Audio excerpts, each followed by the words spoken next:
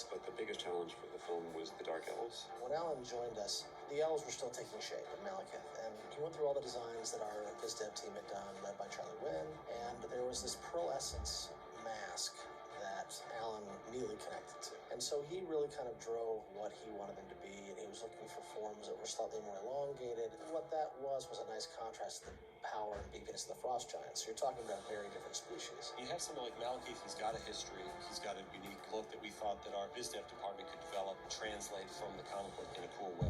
You know, part of your drawing on the comics, but there's a limit to what you can pull from the comics. Malekith in the comics looks like a court jester at Carnival or a rock star or something. If you're familiar with the comic book version of Malekith, he's literally like black and red. It's very iconic in that way, and so that's kind of how we started with him. For us, we had to sort of find something darker and more threatening, and so finding Malekith's look and finding the basic imagery of the Dark Elves was a collaboration that was really fun.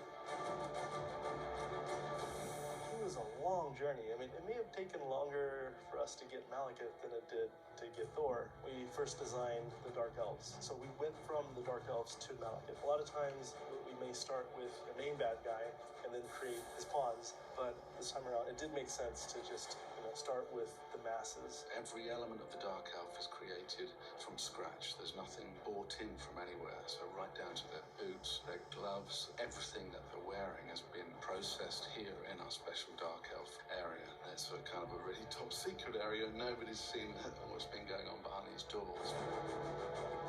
Literally everything has been created. We've had a team of over 100 people putting together all these suits, starting from sculpted up all the elements of the undersuit, then went forward and did all the armor. We did the helmets. The head masks that go on have to be universal, which is a bit of a challenge. Alan was very interested in having a very noble race. We actually designed the mask, so it's tilted slightly further down. So what they have to do is lift their head to be able to see properly. When that happens, their head raises and they become very proud. And Alan was very keen that the mask was kind of neutral in the sense that you couldn't tell whether it's male or female. The expression was quite blank, but if you look closely, there's just a little tint of light that catches the rim, and they can get a little bit mean if they want to. None of them are actually quite the same. There are differences in all of them. Some have more armor than others. The idea behind that was that the upfront elves that come out of the ship to begin with are really armored up, and then behind them is a much darker, less armored version, which are more able to kill by using their hands if you had to. The Dark Elves, as soldiers, that's one thing, but Malekith had a slightly bespoke version. When I usually do a prosthetic, I'm very nervous about losing the actor underneath a pile of prosthetic pieces. So we dealt with a forehead piece, and we have little kind of side pieces that come in here, ears. It sounds like little bits and pieces, but it still takes 3.5 to 4 hours to get into that makeup. We'll probably be here about 3 a.m. applying that makeup, and we're in the first shot at 7. And it also takes a hell of a lot of maintenance during the day. So when I'm not on camera doing a take, I've got at least 4 people in my face or around my body the whole time. So that takes a kind of discipline, but it's worth it. It's a very extraordinary costume made with great care. I wear lenses, I have prosthetics on my face, I wear a wig, I wear a cage on top of the wig, I have body armor, I have a cloak. It's elaborate and transforming. Malekith has a slightly godlike status, the way some leaders do, and Algrim certainly expresses that. He is absolutely loyal to his leader. Algrim is his right-hand man who will basically do anything, and so he takes that to the nth degree and sacrifices his life in order to save his own people. Algrim is a really great character because he goes through a huge transformation, which doesn't just empower him, but it's also tragic, and he's basically weaponized. And that's where Curse comes in.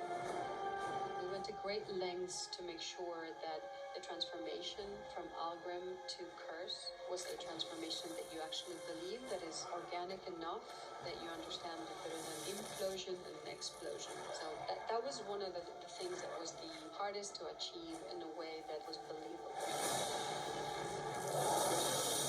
And I think you see that Algrim is willing to risk and give his life up for what he believes is the better of his people. It's a great arc because you get to be these fantastic characters. I mean, and they do look very different. Algrim is this very striking, majestic kind of captain of the army, and then Curse becomes this indomitable power of darkness, this force.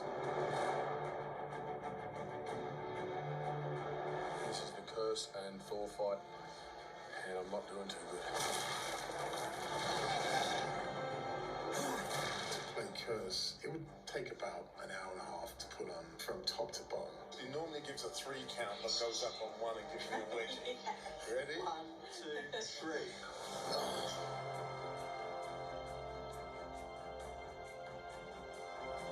You cannot be a good boy and be playing Curse. You're covered head to toe in prosthetics. It's challenging, but the guys did an amazing job in making it flexible because we had to do fight scenes and move about in him. Are you going to accompany us while we hook up? We spoke with Alan about how to maintain Algrim's humanity all the way throughout Curse's transformation. Symbolically, we did that by keeping the same piercing blue eyes. And that is how we do it. We liked that Curse became who he was at a cost. You know, there's no stripping off that power, there's no hulking back into Banner.